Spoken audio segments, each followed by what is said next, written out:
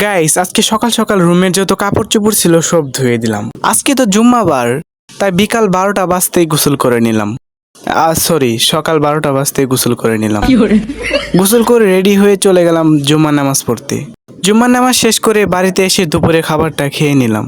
খাওয়া দাওয়া শেষ করে বিকালে চলে এলাম হাঁটতে হাঁটতে যে এরকম একটা জায়গায়।